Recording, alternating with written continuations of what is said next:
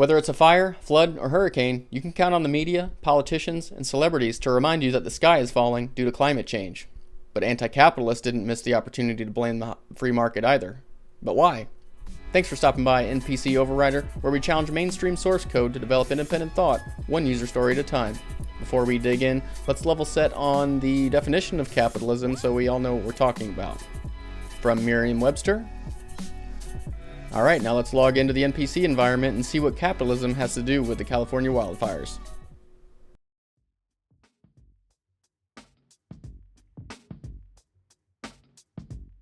Stuart and Linda Resnick, owners of the Wonderful Company, own a ton of California's water supply to maintain their 130,000 acres of farmland, which provides the company with pistachios, almonds, pomegranates, and other citrus fruits. With popular brands under their corporate umbrella like Fiji Water, Halos, and Lewis Cellars Wines, most Americans regularly purchase at least one of these products from the Resnick enterprise. To ensure the farmland stays hydrated during droughts, the Wonderful Company owns 57% of the Kern Water Bank, which contains about 488 billion gallons of water saved for not-so-rainy days. Why do we allow private business owners to own such vast natural resources? Shouldn't the government maintain such assets to ensure that they are adequately distributed among the citizens in need? In 2022, Pacific Gas and Electric, the state's primary utility provider, agreed to pay north of $55 million to avoid criminal prosecution for two major wildfires allegedly caused by outdated power lines in Northern California. In addition to the hefty fine, the utility giant submitted to 5 years of oversight, similar to a previous disposition handed down after misconduct was blamed for a natural gas explosion that killed 8 people in 2010. Since 2017, the company has been blamed for more than 30 wildfires, killing more than 100 people and destroying more than 23,000 homes. This is due mainly to failed transformer and power line maintenance and mitigating fire risk caused by overgrowth in and around infrastructure. This blatant disregard for public safety usually results from putting profits over people. As the need for more housing increases in California, developers push to secure permits and build residential and commercial zones in high-risk areas like San Diego County. These builders don't care if the houses last, they just want to collect the payment and move on. Environmental groups such as the Sierra Club have resisted development with varying degrees of success in legal proceedings. Unfortunately, like utility companies, these private developers are more concerned with short-term profits than long-term safety. Paper and logging operations often increase the chances of disaster by destroying fire-resistant forests with trees that have thicker bark, more water makeup, and higher canopies. This practice leaves smaller tree brush and debris known as slash, which can serve as kindling under the appropriate conditions. Also, increased human activity in logging zones can lead to accidents involving smoking, spilling flammable materials, or using faulty machinery. Companies should not be allowed to put the greater public at risk by destroying natural resources to make money. While utility companies, developers, and paper mills put the public at risk for profit, disaster capitalists seek to cash in after catastrophic events. For example, private firefighting services favor the wealthy while lower-income communities burn. Recovery efforts by companies like ServPro also widely benefit private companies that charge people to clean up. Hotels and gas stations have also engaged in price gouging with insane markups to profit from people's plight. Conversely, insurance companies abandon coverage of many affected homes and businesses after learning of the higher risk of wildfires.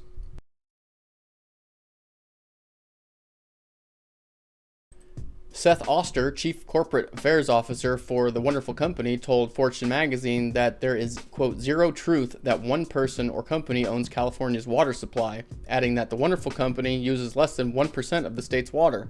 For context, the company used 150 billion gallons of water in 2021 alone, with similar figures for 2022 and 2023. While the Resnicks own a considerable amount of water, their supply has zero impact on water levels in the Los Angeles area. Jay Lund, Vice Director of the Center for Watershed Sciences at UC Davis, says plenty of water is in the underground basin beneath LA to fight the fires. Given the high demand over a large area, the problem is a lack of water pressure, not water itself. Even if LA needed more water, transporting it 150 miles through the San Gabriel Mountains would be challenging, to say the least. If anything, the Resnick's capitalist pursuits have helped people with significant charitable contributions. And it's not just the Resnicks. Many companies have donated large amounts of money to those in need.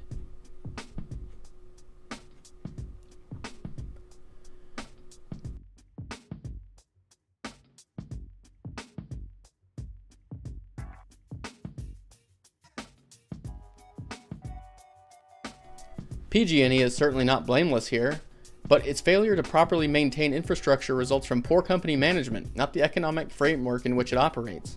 All utility companies and businesses, especially in places like California, are subject to some of the nation's most stringent regulatory practices.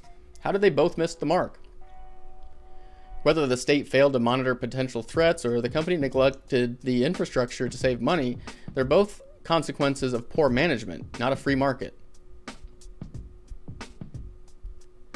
Builders can't just build whatever they want, wherever they want, especially in California. Whether building a house or a business, local and state governments determine who can build what and where.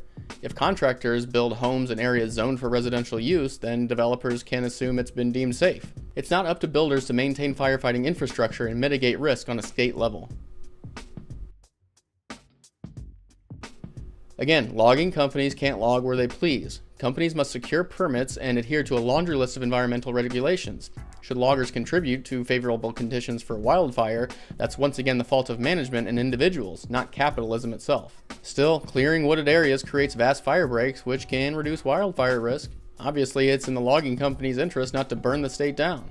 That's how they make their money. Additionally, tax revenue from logging efforts also fund fire prevention and forest restoration, and logging scouts often find wildfires first as they operate in remote locations. Higher income communities receive more attention from first responders typically because those areas contribute more to taxpayer services. As for the free market, one can argue that it's insensitive to advertise solar panels, private firefighting services, and air purifiers to fire victims, but under capitalism or not, these are things people need. Wouldn't you pay for it if you could? It's unfortunate if people cannot afford such items, but if insurance works as intended, these necessities would be covered. Unfortunately, insurance companies like State Farm cut coverage for many people in fire-stricken areas, not because of greed, but because they simply couldn't afford to cover the damage. Insurance companies do their own research, which is generally frowned upon in the past, it seems, and they review other findings to determine if the financial consequences of a significant event. Since the government was not doing enough to mitigate risk, the insurance company's only choice was to either continue coverage and go broke, or cut coverage and stay in business. During the Maoist takeover in China, the communist government controlled the crops. Millions starved. In the Soviet Union, the government failed to properly maintain the Chernobyl nuclear power plant, leading to untold generational horrors. In communist Cambodia, Pol Pot eliminated private property and money, leading once again to mass starvation. If we lived under a socialist, communist, or otherwise non-capitalist state, should we expect a disaster-free way of life? History suggests no, but that doesn't mean there should be no government regulations. I don't want to live in a building that looks like something out of a Dr. Seuss book. Still, capitalism or not, wildfires, hurricanes, and floods have existed longer than mankind.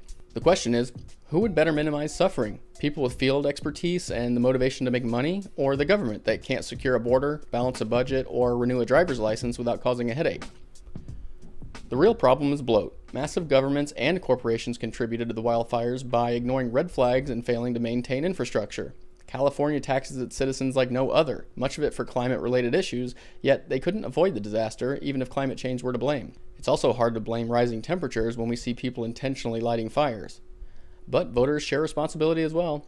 California's inefficient government didn't come out of nowhere. While we saw much progress in the 2024 election, they voted their way into a single-party state. But like Smokey the Bear says, only you can prevent wildfires, and only you can prevent communism. Well, that's going to do it for this version of NPC Overrider. Thanks so much for joining. I'm your lead engineer, Greg.